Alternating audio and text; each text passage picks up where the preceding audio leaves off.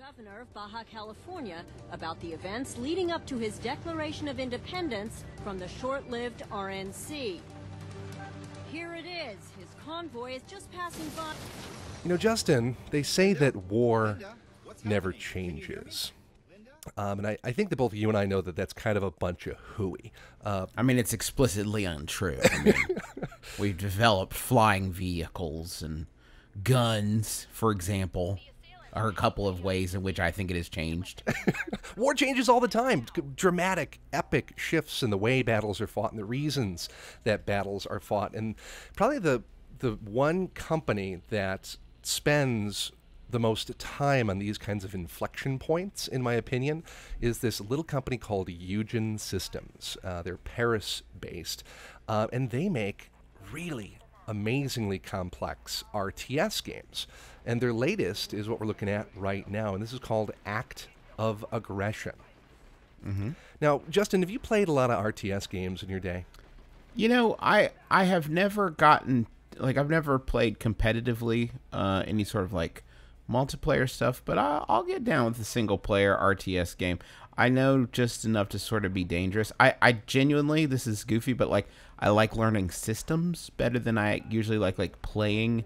And I'm also the sort of person that likes to get all my guys in one big clump and then just throw them at the bad thing. That is my tried and true. If it requires more nuance than that, I'm probably going to be useless. Well, the Eugen Systems games are all about nuance. The title of theirs that I probably spent the most time with in the past was from 2012 called Wargame European Escalation. And that was really a study of 1980s style armored combat with some air units thrown in for mixture. But it was a study on that, you know, that first generation of wire-guided and precision armored munitions and optics and armored reconnaissance and how to work with your supply lines around that. This Act of Aggression is completely different. It's set in the near future. The year is 2025, and there's 3 factions that are in the game. One of them that we're playing right now is actually called Chimera. It's kind of a United Nations style elite force. So you've got Scots and French and British units all on the battlefield at the same time. And we're actually battling against a Mexican-funded cartel with some private military contractors mixed in. And it's a pitched urban battle. And this is actually a scenario from very early in the Chimera's tutorial. It's the second mission in the game, but it's already adding in this layer of complexity. And I thought it was a good way to introduce people to what this game is trying to do. So when this overview video opened, there was an assault on an international court where this rogue California governor was being tried, right? Okay. So already it's a grand oversimplification of how international tribunals work, but be that as it may, there's a terrorist organization that kind of swoops in and seizes the ICC criminal tribunal building and kills that figure. And so you're now trying to extract individual members of this international tribunal and get them to safety. I'm not sure what their long game was. It seems like it'd be easier to just kill a fool and run. Right? But they have brought all kinds of units to bear. So one of them, this is our first little extraction mission here. The bodyguards of this one ICC member are valiantly putting up a defense, and we're going to go try and rescue him. And we're just going to move just like a few blocks, right? Like 6 or 7 city blocks. But in order to get there safely, we've really got to combine our arms in very clever ways to make sure that our individual units are safe. And that's really a trademark of active aggression, in my opinion. Each individual unit is very unique in its capabilities and unique in its weaknesses. And if you don't put them in the right place or tell them to do the right thing, they are going to get knocked out lickety-split. So is there a lot of fiddliness with, like, which unit you want to be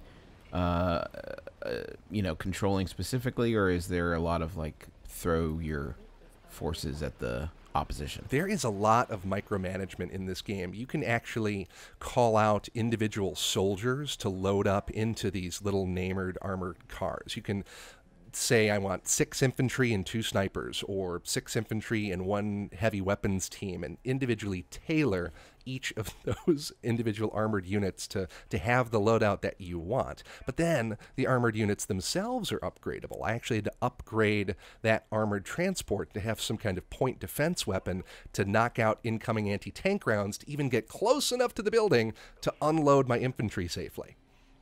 Is this a sort of trial and error sort of thing, or are you expected to sort of like analyze your situation before you come up with a plan? Well, it uses all these near future tropes, right? But, at its core, it is a lot of trial and error. I'm having some frustrations with the tutorial for Chimera.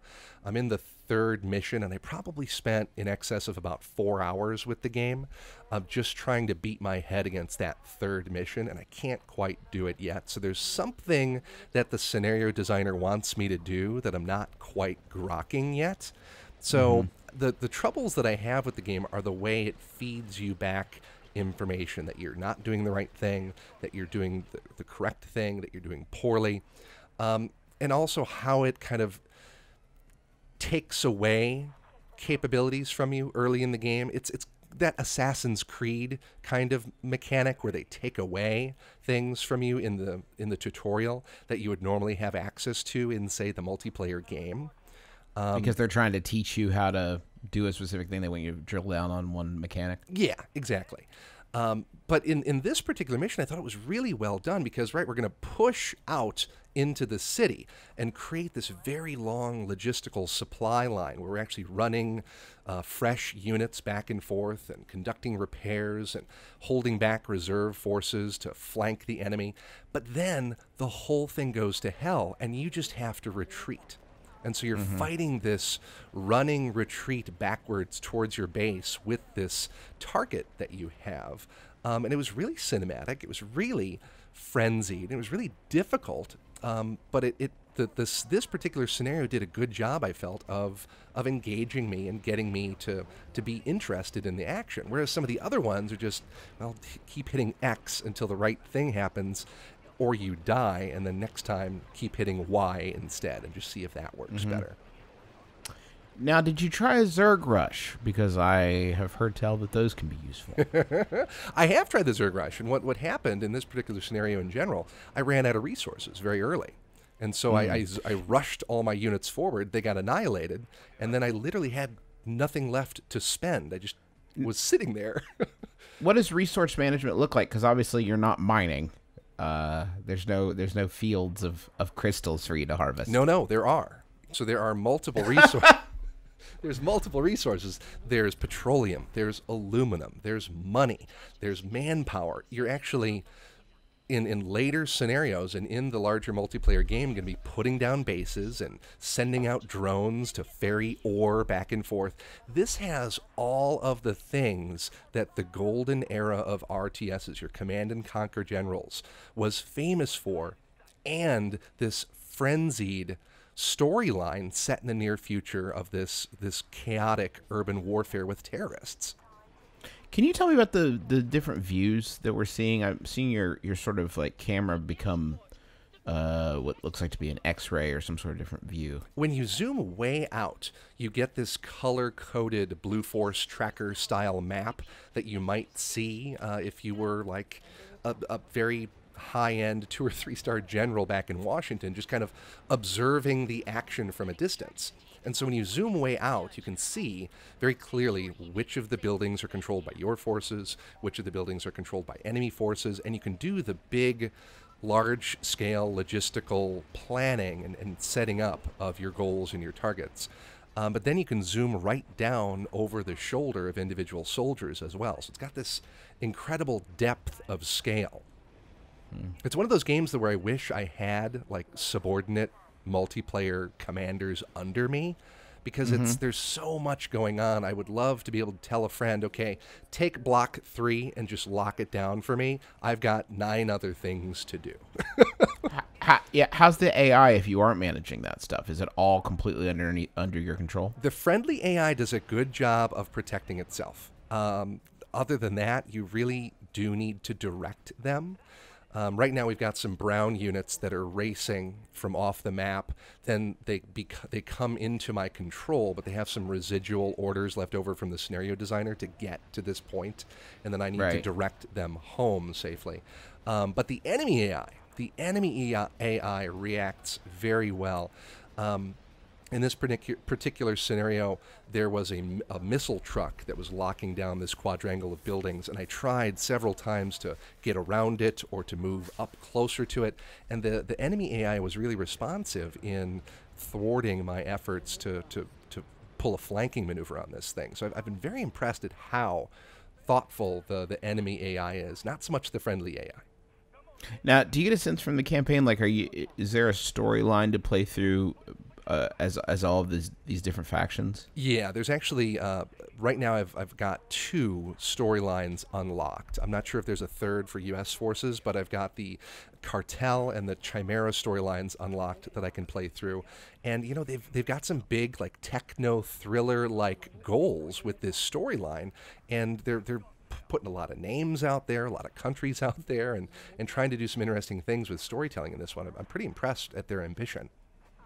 How well is that ambition good? How well is it executed from a narrative perspective? Well, you know, it's a little heavy-handed in the first few missions. I'm going to have to see how it plays out. Again, like I said, I'm a little stonewalled in some of the early missions here.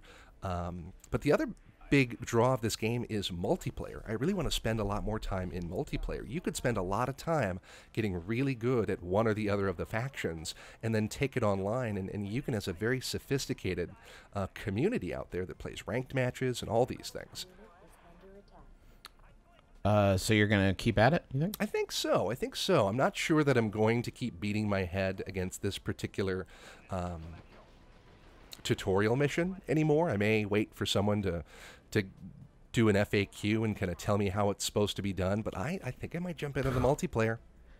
Tutorial missions that need an FAQ. That sounds like RTS games to me. So I don't know, if you're interested in picking up really an old school RTS game, I think this is a good one to look at, or at the very least to wait for a good Steam sale on it. Right now it's $45 on Steam. Let the Dutch army finish mopping up. Your presence is required elsewhere.